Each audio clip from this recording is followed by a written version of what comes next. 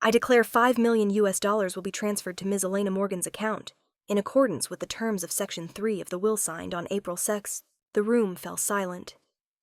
All that could be heard was the lawyer's steady voice and the scratching of his pen on the thick stack of documents before him.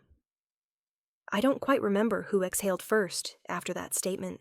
Perhaps my mother, who sat next to Elena with a glint of satisfaction in her eyes. My father merely nodded slightly, his hand resting lightly on his knee, trembling faintly as if it were an unconscious gesture. And Elena, my sister, smiled discreetly, the kind of smile honed through countless cocktail parties and high-end presentation classes. I said nothing. I didn't ask. I didn't react. I just sat still on the hard wooden chair, back straight, eyes fixed on the polished table, as if it could absorb the emotions surging in my chest and turn them into something invisible. And as for Ms. Rachel Morgan, the lawyer paused for a beat, flipping to the next page. I exhaled unconsciously, my hands clenching in my lap. This was the moment I'd been waiting for, not because I coveted wealth, but to understand, to see if my family still remembered me. He looked directly at me, his voice calm. No provisions for assets have been left to Ms. Rachel under the current terms of the will. Your parents, he glanced to the left, have chosen the path of self-reliance for you. My father shrugged. She's a soldier, he said, his tone indifferent. She's used to standing on her own 2 feet. My mother didn't look at me. She flipped through the documents as if checking a utility bill, not the survival of a family bond. I swallowed hard. It wasn't about the money. It was the way they spoke of me as a shadow, as a stranger who had briefly stayed in their home for a few years before vanishing. I'm sorry, another voice interrupted, not the main lawyer's. Everyone turned to look at a gray-haired man in a classic suit standing in the corner. There's another document that hasn't been disclosed, he said, pulling a thin, yellowed envelope from his leather briefcase. On the envelope, familiar, slanted handwriting stood out clearly. Walter J. Morgan, my grandfather. My mother paled. My father cleared his throat and looked away. Elena frowned. But I was almost holding my breath. Perhaps this is the moment I should properly introduce myself. I am Rachel Morgan, platoon leader in an artillery unit, having completed my final mission in Iraq 3 weeks ago. 8 years in the military, 4 combat deployments, and not once did I receive a single call from those I once called family to check on my well-being. The last time I saw my grandfather was 2 years ago, when he visited me at the military base in Colorado. We talked all afternoon about bees and red dirt, 2 things he was passionate about his entire life. He said, "You're the only thing that makes me feel like I'm still living for something worthwhile." I didn't know then if he was already seriously ill. I didn't expect it would be the last time I'd hear him call me his little granddaughter. The assistant lawyer handed the envelope to the main lawyer. He checked the seal and looked up. This is a document handwritten and signed by Mr. Walter 1 week before his passing. He requested it only be revealed when all family members are present. I didn't take my eyes off the envelope. My heart pounded in my chest. Not because of hope for an inheritance, but because I knew deep in my core that my grandfather, the only person in my life who ever looked at me with pride, had left something just for me. I'll need confirmation from the beneficiaries before opening it, the lawyer said. My father stood abruptly. That document isn't in the records. Walter left everything to Elena. The lawyer didn't flinch. And this is Mr. Walter's final word, handwritten with witnesses. If you wish to contest it, you may file a claim after this reading. My mother stayed silent and Elena turned away, but I saw her lips press tightly together, her hand gripping her purse as if it held the title she'd claimed for herself now, at risk of being stripped away. The lawyer pulled the letter from the envelope. The paper was worn at the edges, but the handwriting was still firm. He didn't read the contents aloud in this chapter. He only said, Mr. Walter left clear instructions that what lies in this letter will guide the true heir to the place he trusted most. The rest will be revealed at a separate family meeting. There, the truth will come to light. The room was so quiet, I could hear the ticking of the wall clock, counting down to an impending upheaval. I stood up and approached the table. The lawyer handed me the letter. My hands trembled slightly, but my heart felt strangely calm. The letter bore 3 words on the outside, Rachel. Come home. I tucked the letter into the chest pocket of my uniform and walked out of the office. At the threshold, I paused, turning back to look at them. My father, who never asked where I was. My mother, who never remembered my birthday. And my sister, who once cut off the phone number my grandfather used to call me. They looked at me as if they'd just lost something important. I only gave a faint smile. Perhaps it was time someone in this family stopped pretending. I started the car and headed toward the outskirts of Asheville, where my grandfather's farm still stood nestled among chestnut trees and red dirt where my childhood once ran barefoot through cornfields. I didn't know what I'd find, but I knew it was the only place still capable of holding what remained between me and him. I read the letter 3 times in the car before leaving the parking lot. The first time because I couldn't wait a single minute longer. The second to make sure I wasn't imagining it. And the third to hear his voice resonate clearly in every stroke of his handwriting, as if he were sitting beside me, recounting everything in his deep, calm voice of a man who always believed in simple truths, land hard work and loyalty. "Rachel," he wrote, "if you're reading this, it means I'm gone. But not really gone. You know I never believed in death only in changing from one form to another. There are a few things I didn't get to say, but you'll understand when you return to the farm. Go, my girl. Everything starts where we first planted peanuts. No map, no code. Just a simple message, but enough to make me tie my shoelaces and set out that very afternoon. Asheville was never a place I felt I belonged, except when I was young, and allowed to run barefoot in my grandfather's garden without anyone scolding me. On the way back, the scenery became familiar. Lush green mountains, old wooden houses, and the red dirt road leading up the hill to the Morgan farm, where time once stood still. If you've ever returned to a place after years, a place filled with memories but unsure if you're still welcome, you'll understand how I felt then.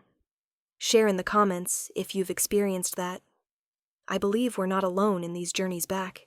It was dusk when I parked in front of the old wooden gate. The Morgan farm sign was still there, its paint half peeled. The wind blew through the pines, sending a chill down my spine, unclear if it was from the night or from memory. I stepped out, my duffel bag slung across my shoulder, still wearing the faded olive-green uniform worn thin at the cuffs. Everything here seemed unchanged, and that made the sense of estrangement even sharper. As I approached the familiar porch steps, my hand raised to knock the door swung open before I could touch it. She stood there, not as aged as I'd imagined, but no longer the woman who used to hide cookies in the desk drawer for me. Her silver hair was neatly tied back, her eyes sharp as knives, and her arms crossed in front of her chest like a declaration. This was her house, and I was a stranger. "So you've finally come," she said, her voice low, but enough to make me feel like a deserter. "I got Grandpa's letter," I replied, trying to keep my voice steady. "I didn't know he was sick." "Because they said you didn't want to be bothered," she responded without hesitation. I froze. Who said that? Your mother. Your father. Even Elena. She lifted her chin. "They said you had your own life, that the army was all you cared about. That you changed your number. That you were no longer part of this family." I opened my mouth to protest, but my throat was dry. "That's not true," I said, my voice low. "I never changed my number. I called in March." Elena answered and said everyone was away. She narrowed her eyes. "March. We were here the whole time. Walter was already weak, bedridden all day." I couldn't say anything more. My heart ached not just because I'd been lied to, but because he was there, waiting for me, calling me. And I had no idea. She looked at me for a long time, then stepped back into the house without a word. Not an invitation, but not closing the door either. I understood and followed. The house was the same. The smell of old wood, the ticking of the clock, and the golden light from the lamp my grandfather used to read by. But the air was different, heavy, as if everything was holding its breath. She walked to the cabinet by the fireplace and pulled out a small leather notebook. "Your grandfather used this to record every phone number he called." She showed me a page with his familiar, neat handwriting. I glanced at the number he'd written. It wasn't mine. Not even close. "I never used this number," I said, then remembered. "I've used the same number since college." He knew it too. She tightened her grip on the notebook. For the first time in our conversation, I saw her eyes waver. "I blamed you," she said slowly. "I believed you'd abandoned him, that you didn't care anymore. And he called every day. Asked me if Rachel was there today." I sat down in the chair beside her. My mind was reeling. I didn't know. I really didn't know how sick he was. I thought it was just back pain, like every year. "Liver cancer," she said, her voice almost a whisper. "Metastasized. Not painful, just exhausting. But his mind stayed sharp until the end. And he never stopped asking about you." Silence enveloped the room. I closed my eyes. All my training, all my battles, nothing weakened me like those 3 simple words he called you. I hadn't received any news, no calls, no letters, no messages from my family during the time he was dying. I wasn't given the chance to say a final goodbye. The funeral, I said softly. They told me it was at noon. I arrived at the church at 12, but no one was there. She turned to me, shocked. The funeral was at 9 in the morning. They told everyone you didn't bother to show up. It felt like the floor collapsed beneath me. The layers of lies became clear, not misunderstandings, but deliberate. Someone had stolen every chance I had to say goodbye. I bowed my head, hands clenched tightly. Why would they do that? Maybe because he chose you, she said. Because he trusted you, and that bothered them. I looked up, and her eyes were no longer cold. She placed her hand on my shoulder the first time since I'd come home. But now I know the truth, and I'm sorry I didn't question it sooner. We sat there, no need for more words. The space was no longer one of distance, but of a slow, belated, but genuine connection. I pulled the letter from my pocket and handed it to her. She read it and nodded. He left more than just words. There's one more thing. She stood, went to the next room, and returned with a thick envelope. These are the next instructions. He told me to give them to you only when you were ready. I took it, my hands trembling slightly. I knew this wasn't the end. It was the beginning of something deeper. Not just the truth, but a reckoning of what had been distorted in the shadows for years. I never thought an old phone book could change the length of a memory. But those numbers written in black ink in my grandfather's neat handwriting became the clearest evidence of what my heart had quietly known all along. I had been erased from his life by the very people who should have protected me. I sat back in the living room of the wooden house, the safest place I knew as a child. Before me, the notebook lay open on the table like a verdict. The phone numbers were recorded methodically by date, by hour, with small notes beside them. No answer. Line busy. Stranger picked up. Each line was like a knife wound. Are you sure this isn't your number? My grandmother asked again. Her voice no longer held doubt, only a stunned realization that I felt in myself too. I've never used this number, I said carefully. I've used the same number since college. You and Grandpa both called it before. She sat down across from me. Her face no longer held its rigid resolve. Instead, there was a weariness, as if the pieces of a puzzle she once thought complete were starting to crack. I believed them, she said softly. I believed you chose to walk away. That you rejected us. I swallowed the pain rising in my throat. I never turned my back on you or Grandpa. I was pushed out. My grandmother stood and walked to the glass cabinet by the fireplace, pulling out a framed photo. It was of my grandfather and me when I was 12, both of us beaming in the summer cornfield. His eyes squinted under the sunlight, his hand resting on my shoulder. Looking at the photo, I could feel the smell of sweat dirt and his voice as he told stories about honeybees.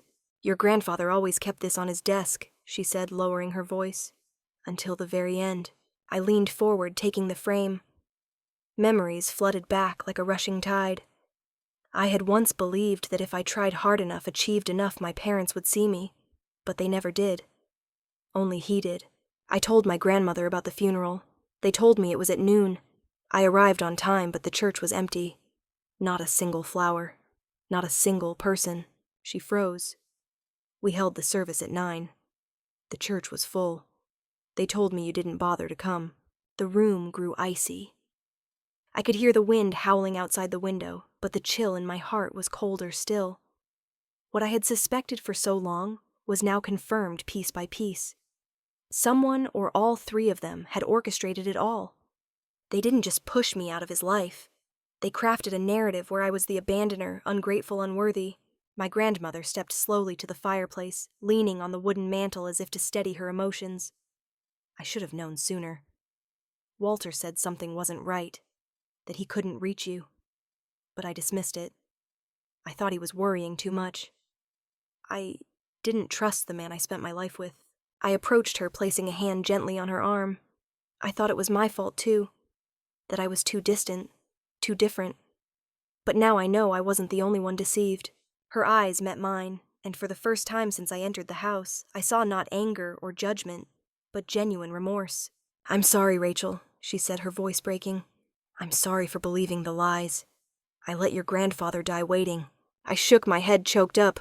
I only wish I'd known sooner. I would have dropped everything, if I'd known he needed me. She brushed her hand lightly on my shoulder. "You need to know he never blamed you. Until the end he believed you'd come back." Silence fell like a heavy blanket over the room, but it was no longer the stifling silence of misunderstanding. It was the quiet needed for two people once standing at opposite ends of a rift to begin mending what remained. I sat on the floor, leaning against the sofa, my eyes drifting to the window. The moon had risen, hanging across a charcoal sky. The fields behind the house still bore the furrows he'd plowed. The cherry trees stood quietly at the end of the dirt path. "Did he leave anything else?" I asked after a while. She nodded. "Yes. He left a set of documents, sent to his private lawyer, but he instructed me if you truly came back, I was to give you another part." She pulled another envelope from a drawer under the coffee table, thicker, heavier. "This contains maps, blueprints, and instructions," she said. "He called it an unfinished final chapter. He hoped you'd understand what he meant to do." I held the envelope in my hands. It was heavy, not just from the papers inside, but from the expectations, the trust he'd placed not in the whole family, but in me. She looked at me for a long time, then said almost in a whisper, "Do the right thing, Rachel." I nodded. "I will." On the way to my old room, I passed the hallway lined with family photos. One I'd never noticed before caught my eye. My grandfather standing alone in a field, hands in his pockets, eyes on the camera, his smile not entirely joyful. As if he were smiling because he knew the future would be different if the person taking the photo understood what he intended. I didn't know what awaited me in the envelope, but I knew it all began not with the will reading, "Not with the money," but with the moment I was pushed out of the arms of the only person who loved me unconditionally. Have you ever walked into a room where every glance, every breath carried an unspoken message? You're not supposed to be here. That feeling, cold, sharp as metal, clung to me when the living room door opened and three faces turned to look at me at once. Father, Mother, Elena. No one spoke for the first 3 seconds. 3 seconds longer than a parachute jump from a helicopter when you're not sure if the cord is clipped properly. My mother reacted first. She blinked rapidly, then tightened her grip on the purse in her lap as if searching for something to hold on to. My father frowned, his jaw tightening, as if he'd just discovered a glitch in a system he thought he'd fully controlled. "Elena." My sister stood abruptly. Her lips formed a thin line, her hands gripping the back of the chair. Her face was pale, as if she'd seen a ghost. "Hello," I said, trying to keep my voice steady though my heart was racing. "I guess you didn't expect me back so soon." "What are you doing here?" Elena asked, her voice, high-pitched, a familiar sound from childhood. When I messed up, when I was praised, when I was simply present. Before I could answer, my grandmother walked in, followed by Mr. Keene, the lawyer, handling the will. "Sit down," she said, no questions, no pleasantries. Just a command sharp as a blade cutting through any remaining pretense. The air in the room thickened like a storm was brewing. The lawyer set his leather briefcase on the table, opened it, and pulled out a large envelope and a stack of documents. "We'll begin," he said, then looked at me. "Per Mr. Walter Morgan's instructions, this supplemental will, reading is to take place only when the entire family is present. That condition has now been met." I sat on the wooden chair by the corner of the table facing my family. No one spoke, but I could feel my mother's eyes scrutinizing my every move, as if searching for evidence I was a saboteur. Mr. Keene pulled out a thick, neatly bound printout and began. "In this document, Mr. Walter Morgan designates full ownership of the Morgan Research Annex, located at 21 Hollow Creek Road, including all facilities, laboratories, farmland, and intellectual property rights, to his granddaughter, Rachel Morgan." I heard a chair scrape back. Elena stood again. "Impossible. He told me I'd inherit the entire farm. I was the one who cared for him. I visited every week." The lawyer looked up calm, and he also left a recording acknowledging that you directly asked about the inheritance. His response was, "I've arranged it. Everything will be in its proper place." My father cleared his throat. "Hold on, Mr. Morgan didn't change anything in the official documents. We have the notarized will." "I'm afraid you haven't seen this supplemental document," Mr. Keene replied. "It holds equal legal weight, signed and recorded in sound mind, with lawful witnesses, including myself and Mr. Walter's personal physician." The room fell silent again. I looked at Elena. Her eyes blazed. It was a look I knew from childhood every time I did something well, every time I won an award, every time I was praised by Grandpa. She wasn't jealous. She was furious. Because I dared to shine when she was chosen to shine from the start. I'd asked myself 1,000 times why couldn't she just be happy for my success. Now I knew, because to her I wasn't supposed to exist. The lawyer continued. In addition to the research annex, Mr. Walter designated the remaining assets, including cash, stocks, and investments, to be divided equally between his 2 granddaughters, Rachel Morgan and Elena Morgan. A punch that didn't hurt, but was enough to stun. I glanced at Elena. Her eyes widened. She turned to our parents as if expecting an explanation, but they only looked down. I didn't know what hurt more, their silence, or the fact that they knew and did nothing to stop it. Mr. Walter also left a handwritten letter specifically for Ms. Rachel Morgan. Mr. Keene said, but he requested that it only be read after the will is disclosed, and in the presence of the entire family. I nodded. The letter was brought out along with a short recording from my grandfather. I didn't catch every word. I only remember one line. That girl may not fit with the rest of this world, but she's my whole world. My mother let out a sharp breath, not from emotion, but as if someone had just thrown dust into her pride. I clenched my hands on my thighs, staying calm. Mr. Keene read the letter. His voice was steady, unemotional, but each word pierced the room like a needle. Rachel, if you're hearing this, it means I can no longer speak to you directly, but that doesn't matter. What matters is that you know I believe in you, and I never stopped believing. I took a deep breath. The following lines recounted memories of him teaching me how to identify good soil the mornings we watched honeybees together, and the nights I quietly cried for being left behind. You're not anyone's mistake. You're the bright part of this family they haven't learned to see. Build what you want to build. Use that place to do the right thing. I didn't look at anyone when he finished reading. I only bowed my head, keeping my voice steady as I said, "Thank you." My grandmother placed her hand on my shoulder, a small gesture, but this time, it was proof that I was no longer standing alone in this family. Elena stood, grabbing her purse, her eyes icy. "Everything can be contested," she said. "Just wait." I didn't respond. I only watched her figure fade through the door, feeling an emptiness, not from anger, but from regret. She'd had every chance to be kind, but chose to fight for what she believed was her birthright. The lawyer packed up the documents, concluding the reading. I left the room and stepped into the backyard, where the weeds had grown tall, but the trees still stood. The breeze brushed my skin. For the first time in years, I didn't feel like an outsider. Some words seem simple, but when spoken at the right time, to the right person, to the heart that needs them, they can change your entire life. For me, those words came not from the living, but from the one who had gone. And he chose to send them to me when no one could interrupt him anymore. Mr. Walter Morgan left a handwritten letter specifically for Ms. Rachel Morgan. Lawyer Keene said, his voice low, gentle, and formal. Per his instructions, this letter must be read in the presence of all family members. I nodded, my heart beating slowly but heavily. Not from fear, but because I knew this moment would change how I saw myself, and force the others to confront what they hadn't seen. The lawyer opened the letter. The paper was slightly yellowed, its folds worn, and my grandfather's handwriting so familiar, I could almost hear his voice in every word. Dear Rachel, if you're hearing this, it means I'm no longer here to tell you in person. But that doesn't make my words less important, because sometimes the deepest things need to be said when no one can interrupt. Mr. Keene paused, letting the air settle. The room was utterly silent. No one moved. I couldn't even hear my mother's breathing. You were always the quietest in the house, he continued. Not because you had nothing to say, but because you knew how to listen. You observed. You understood. And that sometimes made you hard to understand for those who only cared about the spotlight and praise. I felt my grandmother place her hand lightly on my shoulder, a belated but sincere empathy. I know they didn't understand you, the letter read. They wanted you to be something that fit their expectations. A daughter who smiled at the right time, who shone according to their script. But you chose to write your own script. The lawyer looked up at me, and he wrote. You wrote your own role, and that takes courage. Those words broke something open in my chest. They touched the part I'd always hidden, the part I'd sacrificed so much to keep my resolve. From the first time you picked up that old notebook and started recording the cycles of honeybees after winter, he wrote, I knew you were special.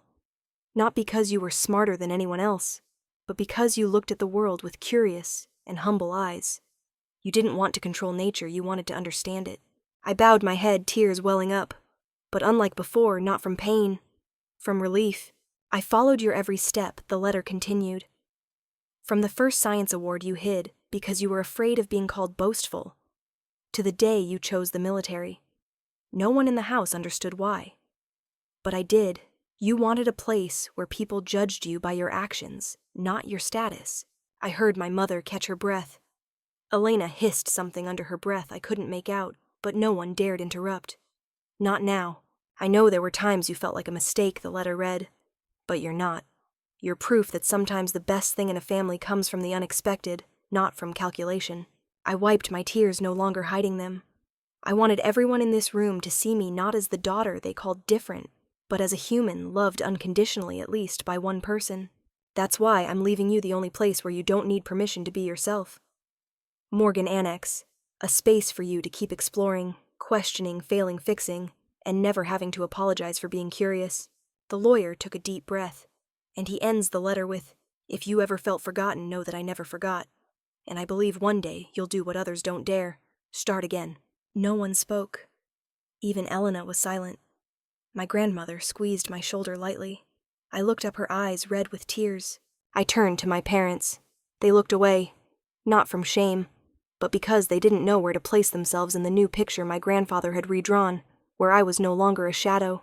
If there's nothing further, the lawyer concluded, I'll proceed with finalizing the asset transfer per the wishes. I stood. One more thing, I said, my voice steady now. I'll go to Morgan Annex tomorrow morning. I want to see the place he prepared for me with my own eyes, and I don't need anyone to come with me. No one objected. My mother remained silent. My father pursed his lips. Elena only gave a faint, irritated smile. I left the room, and for the first time in my life, I didn't feel like I was walking away from family, but toward something that was truly mine. On the way to my room, I opened the letter again, reading it once more. And then I thought, if a man who spent his life among fields and dirt could see something special in me, perhaps I should learn to see it in myself too. Sometimes you walk into a room and know, just know, that this will be the last time things hold their old shape. Not because you want to break them, but because you've stopped holding on to pieces that no longer deserve to be kept.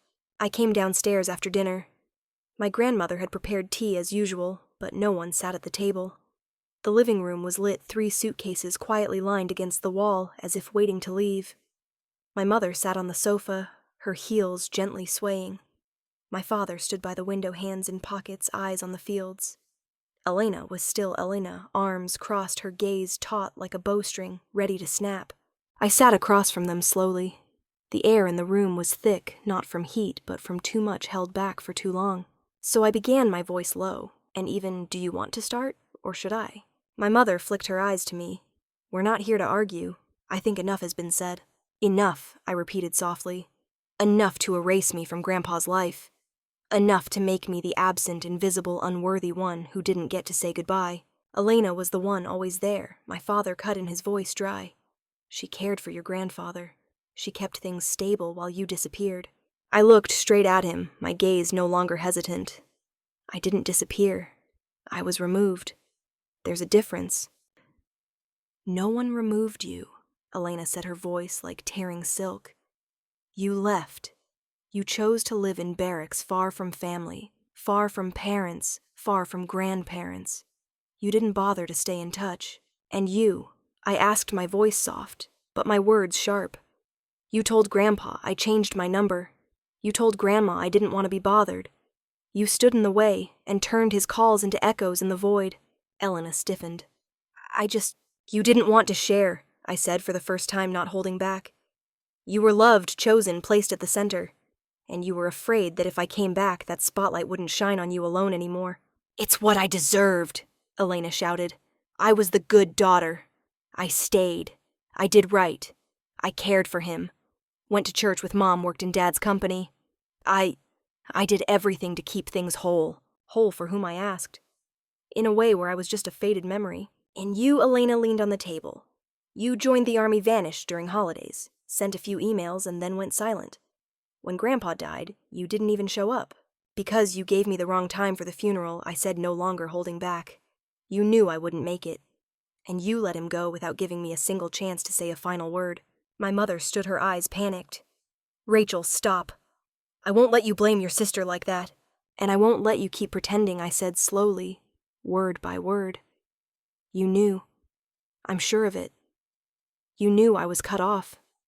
You knew he was looking for me. But you stayed silent. Because you thought he'd change his mind. Because you thought he'd leave everything to the one who fit your definition of a good daughter. You're so ungrateful, my father said, stepping forward, his eyes blazing.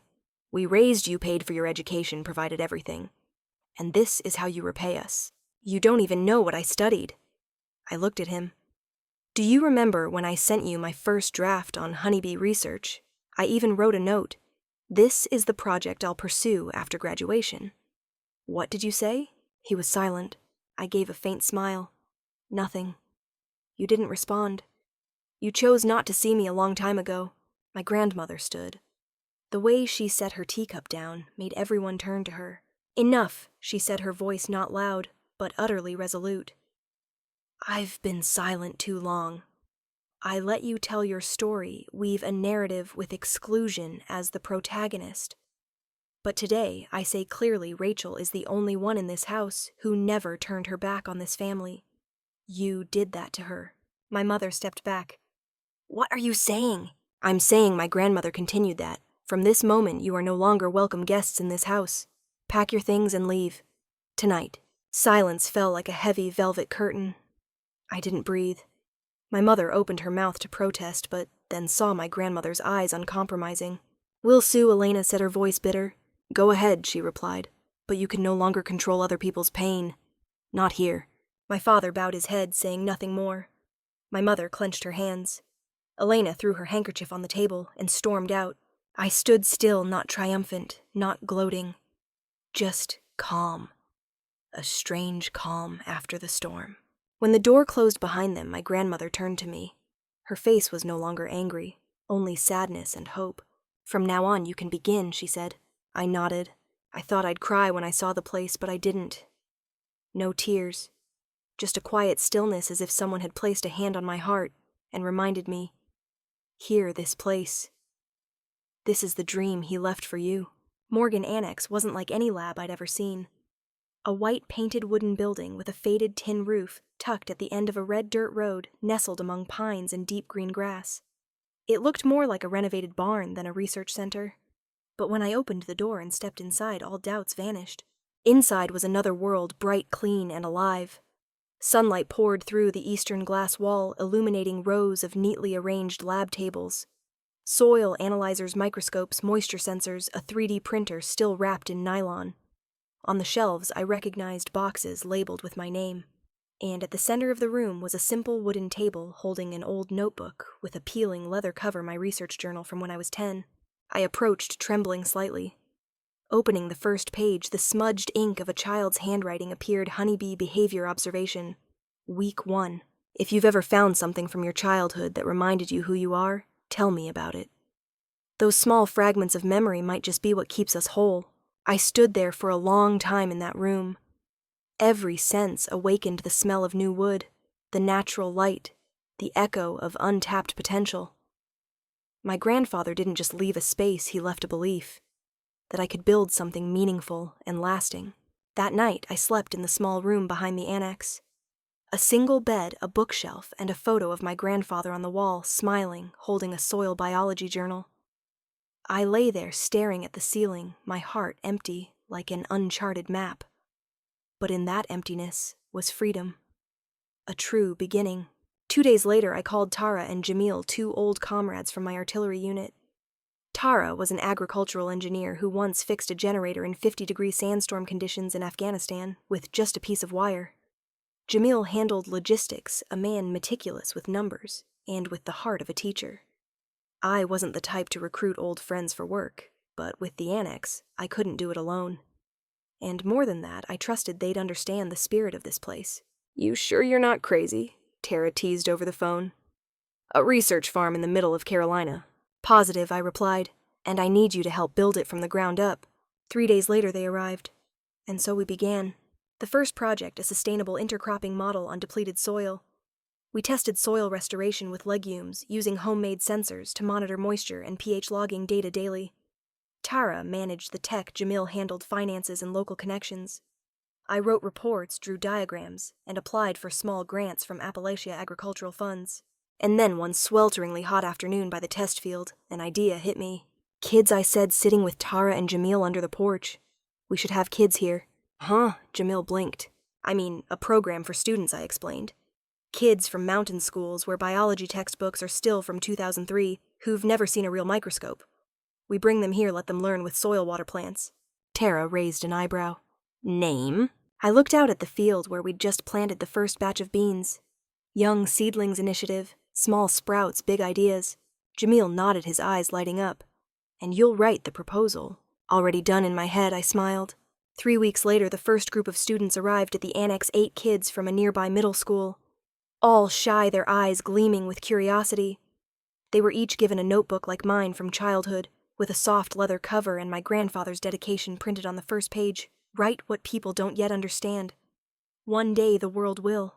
After class, I'd often sit alone in the office reviewing reports, writing grant letters, updating model data. But one thing I always did before ending the day opened my grandfather's notebook. On the last page in pencil was an added line. If you found this place, it means you chose to stay. And staying is the deepest form of courage I know. I placed my hand on those words, feeling as if his touch lingered on the paper. That night, as the wind blew through the annex's roof, I no longer felt like someone fighting to be seen. I was a keeper, a builder. Chapter 8. The Silent Lawsuit. Not every blow makes a sound. Some hit you with black ink on paper, quieter and colder than any bullet I've known on the battlefield. I was checking the moisture sensor model when my phone rang. An unfamiliar number from Charlotte. I hesitated for a few seconds before answering. Hello, is this Ms. Rachel Morgan? A middle-aged man's voice, firm, polite. Speaking. I'm James Craven. I represent Greystone and Halley Law Firm. I need to meet with you regarding a lawsuit that was dismissed a few weeks ago. I knew immediately. Elena. A sigh escaped my chest. I'm guessing it's related to the assets my grandfather left. Yes. Ms. Elena Morgan was the plaintiff. She filed a suit in Buncombe County Court accusing you of manipulating Mr. Walter Morgan in his final days to be included in the will. I gave a soft laugh, but there was no joy in it. When did she file? Over a year ago. But because the handwritten letter from your grandfather was legally verified and notarized, the court dismissed it. However, morally, I thought you should know. Because silence is also a form of response. I thanked him and hung up. My hand still held the small screwdriver. I set it down, stood, and stepped outside. The afternoon sun filtered through the magnolia trees, casting long shadows on the red dirt, so Elena hadn't stopped after being kicked out of Grandma's house. She turned away, walked off like pure anger. But then, in the shadow of her defeat, she quietly sued. Not to reclaim memories, but to erase me from everything. I wasn't surprised, just sad.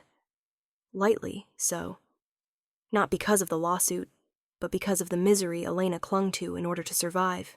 If you've ever been seen by your own family as the thief of something, you never took leave of comment. Because sometimes the pain comes not from actions, but from deliberate misunderstanding. I told my grandmother about it after dinner. She set her teacup down, silent for a long time. Are you angry? She asked. No. I feel sorry. Elena doesn't know how to love without conditions attached. She never understood that Grandpa left this legacy, not because I was more deserving, but because I needed it more. She nodded, her eyes slightly red. You're right. And your grandfather knew that. We don't need revenge. Everyone chooses how they live and reaps what they sow. That evening, I lay on the floor of the research room, surrounded by blueprints for a new community farming model. I looked at the ceiling, and I thought forgiveness doesn't always need an apology. It needs understanding. 3 weeks later, I received an odd email from a generic address, elena.morgan@protonmail.com. The subject line was just 2 words, I know. I didn't open it right away. I wasn't sure I was ready. Some doors, once slammed shut in anger when opened again, bring not a storm but quiet. 3 years after the will reading, after the day my grandmother slammed the house door on my parents and Elena, I hadn't seen her again. Only one brief email arrived after the evening I learned of the silent lawsuit. I want to see the annex. No greeting, no question, just a request. I read and reread that line for 3 days. Finally, I replied, Saturday, 10 a.m. East Side Gate. I didn't tell Tara or Jamil. Not because I feared judgment, but because I didn't want them to prepare any expectations for this meeting. We were 3 soldiers once. We understood some battles could only be faced alone. Saturday, 5 minutes to 10. The east gate opened. A woman stepped in. No longer the flowing blonde hair, no designer dress, none of the Elena I once knew.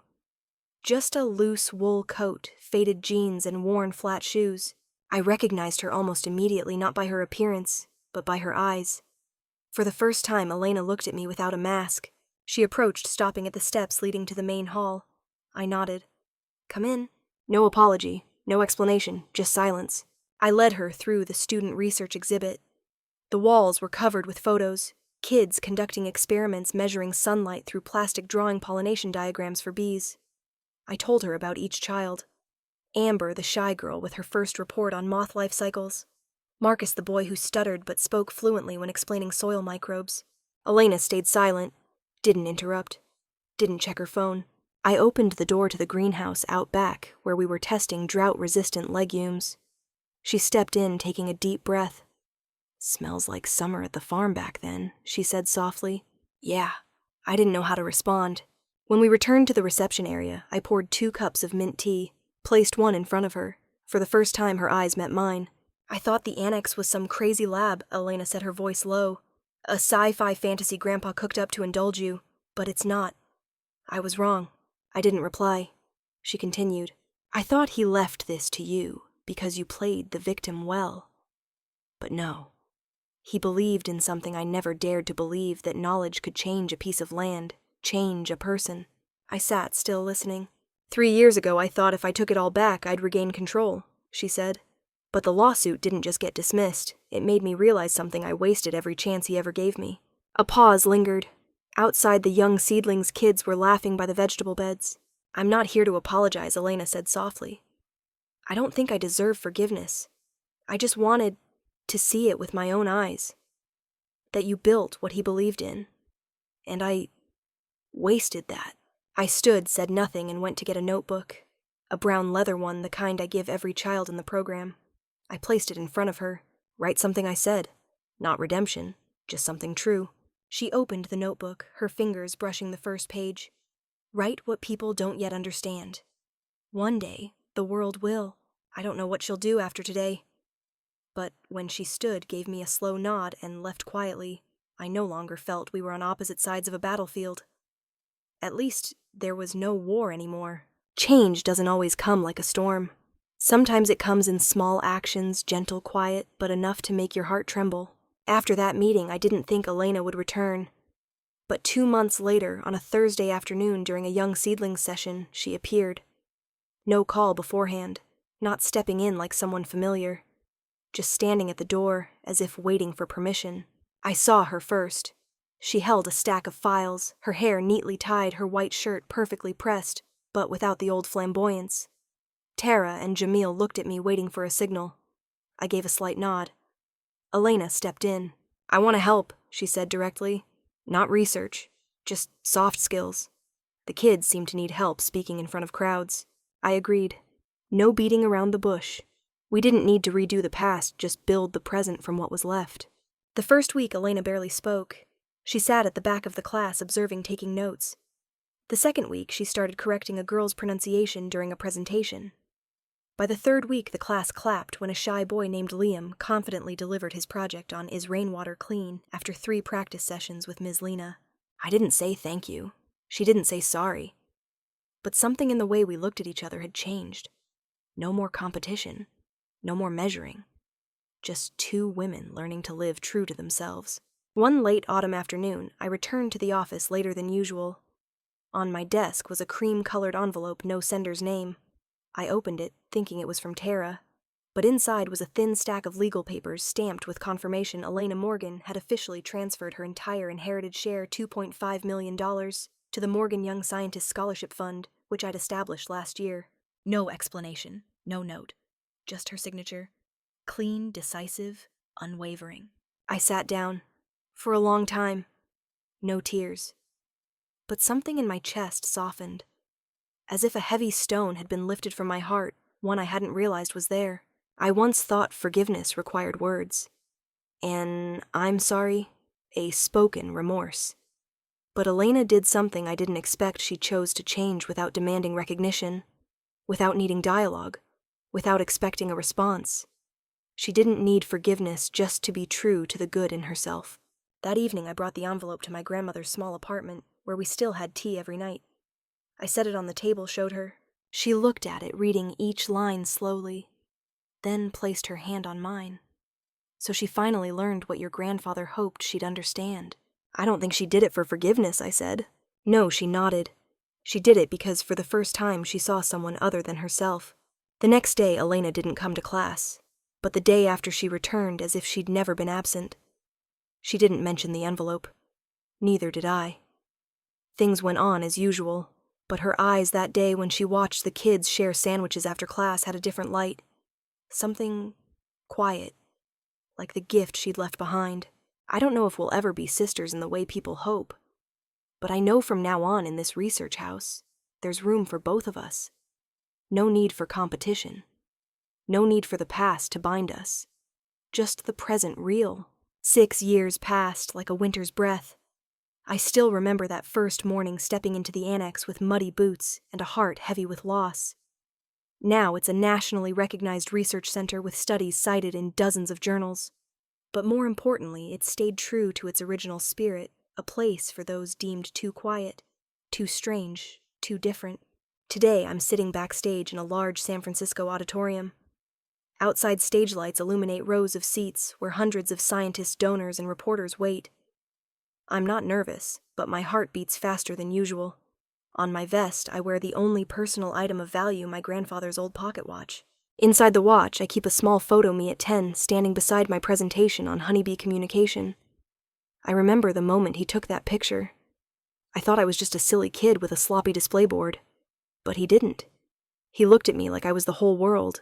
My name is called. I step onto the stage. The lights blaze. The host smiles, handing me a trophy inscribed with the award Climate Innovation Pioneer, 2031. I take it, bow, and approach the microphone. I don't read the prepared speech. Instead, I look at the front row where my former students sit, kids, once shy now. College students in agronomy, environmental science, bioengineering. Some are crying. I'm not standing here because I'm smarter than anyone. I begin my voice steadier than I expected. I'm here because I was believed in when no one else believed in me. I'm here because one man believed people should be allowed to be different without apologizing for it. The audience is silent. I'm just part of a long chain of choices, from an old man who left a lab and a farm to a kid who never stopped asking why. Today I only ask to keep writing the map he left behind. As I step down, the lights still glow behind me. Tara is waiting, tears in her eyes. Jamil gives my shoulder a light squeeze, then points to the far corner of the auditorium. Elena is there. She doesn't come closer, doesn't join the hugs of congratulations. But she's present. As always, twice a year. There may never be a clear apology, but she's chosen to stay, to work, to help, to stop hurting. And sometimes for me, that's enough. I return to Asheville the next morning. The sun still shines through the pines, the red dirt road to the farm still unpaved. But everything else has changed.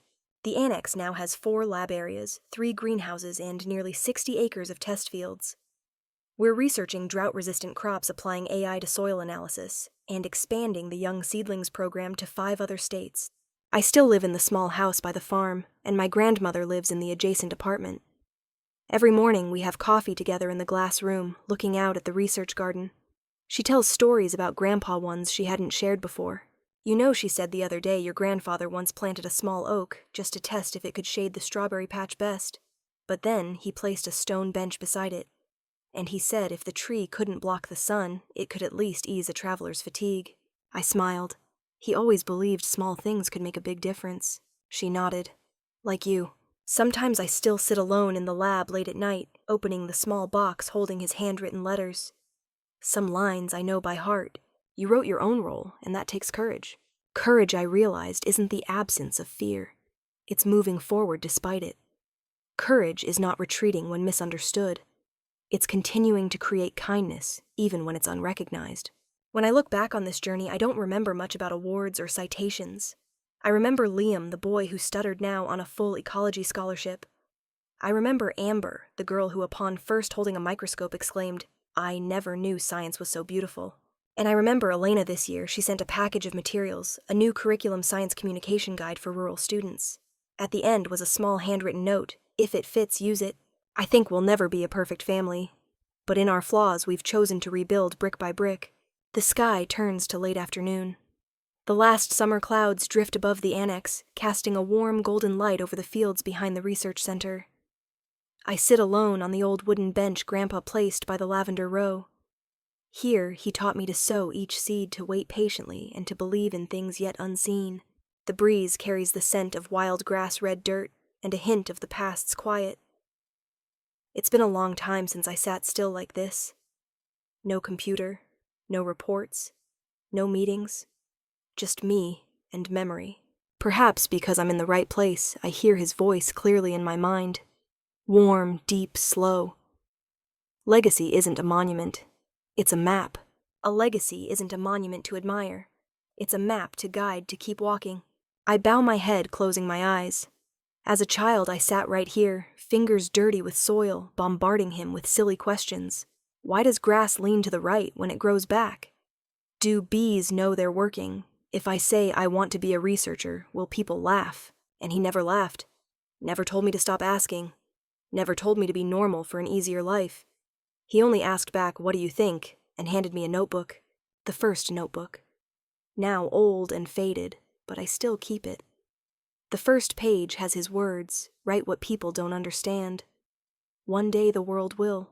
Yesterday I received an invitation from an international education organization. They want to partner to bring the Young Seedlings Initiative to rural areas in East Africa and South Asia. They've offered me the role of regional director, a position requiring me to leave Asheville for at least 2 years. I spent the evening thinking. My grandmother was asleep in her small apartment next door. Elena left 2 days ago after a 2-week volunteer stint.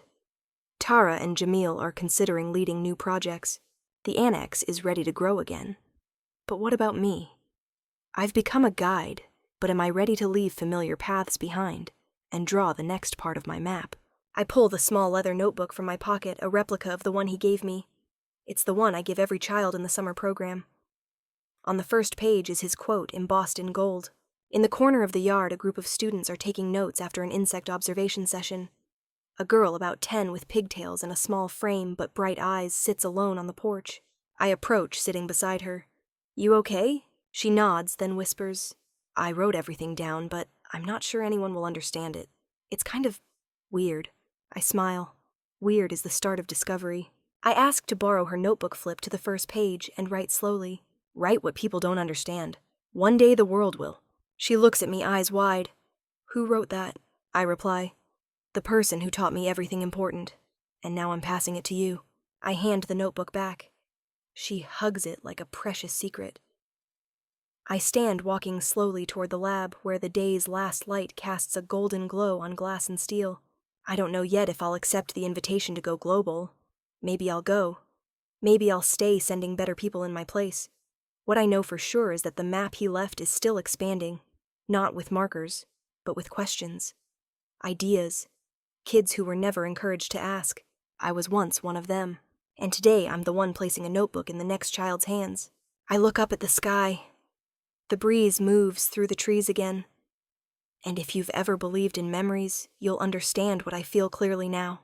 His voice in the wind, as clear as ever. Legacy isn't a monument, it's a map. And I, Rachel Morgan, am continuing to draw that map. Line by line, word by word, letter by letter, with true love. When I look back on my entire journey from the bitter will reading to the sunlit fields behind the annex, I realize the most precious thing he left wasn't assets, but belief. Belief in those forgotten. Belief in the courage to live true to oneself. Belief that love doesn't need to be loud to endure. This story isn't just mine. It's for anyone who's been misjudged, who's had to prove their worth in a family or society that didn't understand them. And if you've ever felt that way, remember there's always a map drawn with forgiving, honest choices waiting for you to keep walking. If you connect with this journey, leave a comment below. I'd love to hear your story. Don't forget to follow for more heartfelt, meaningful stories like this, because sometimes a story can be the map that leads someone back to themselves.